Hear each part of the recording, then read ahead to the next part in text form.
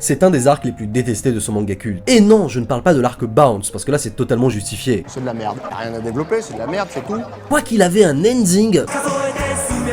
Ouais, là on peut parler de banger. Non, je parle bien évidemment de l'arc qui fait suite au combat d'anthologie contre Aizen, à savoir l'arc Fullbring. Et honnêtement... bah, je comprends les réactions parce que je l'avais la même lorsque j'ai découvert cet arc. L'arc Fullbring crée en effet ce sentiment chez pas mal de lecteurs et spectateurs du manga ou de l'anime. On perdait en rythme, le climax était passé et le protagoniste se retrouvait, littéralement inutile. Je veux dire, le protagoniste n'a plus aucun pouvoir et ne peut plus interférer dans l'intrigue.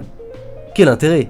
S'arrêter à là, c'est ne pas comprendre comment fonctionne Bleach et comment fonctionne l'évolution d'Ichigo Kurosaki. Parce que c'est justement la puissance de cet arc. Non, mais essayez de développer un peu. Parce que oui, cet arc, c'est en même temps l'arc le plus terrible d'un point de vue psychologique pour Ichigo. Rappelons qu'Ichigo ne progresse en réalité dans l'œuvre qu'en refaisant une synthèse dans sa psyché, son monde intérieur et ses représentations, et non en s'entraînant.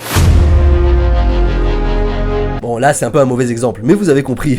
Dans cet arc, c'est littéralement le plus grand challenge pour Ichigo, lui qui est animé par un désir de protection permanente, qui a accepté son amour du combat dans l'arc précédent et qui voit tout le monde lui tourner le dos, on pourrait dire que c'est l'arc où il doit accepter ses origines d'être humain et ses limites. Parce que oui, le désir de protection d'Ichigo, il le consume en même temps. Car oui, si l'arc Society lui a permis de s'accepter en tant que Shinigami, l'arc Arrancar ses origines de Hollow et Thousand Year Blood War ses origines de Quincy, avec l'arc Fullbring, il doit accepter ses origines d'humain et tout ce qui va avec. Notamment son incapacité à pouvoir agir en toute situation. De ce fait, se faire trahir, mais aussi faire confiance aux autres pour enfin se faire protéger. Parce que oui, Ichigo, t'as les meilleures entrées en scène pour sauver les gens. Mais qu'en est-il au moment où tu ne peux pas sauver les autres?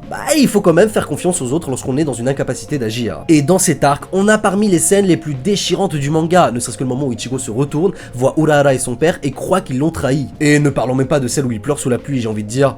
elle est horrible celle-là. D'ailleurs, parlons juste rapidement de la place de la pluie dans Bleach. C'est une des raisons pour lesquelles Bleach fait partie de mes œuvres préférées, notamment pour sa poésie. Et c'est pour ça que pour moi, l'arc Fullbring est un des meilleurs arcs de l'œuvre. C'était Gatsu Sensei, vous êtes la génération terrible et vous avez 4 heures.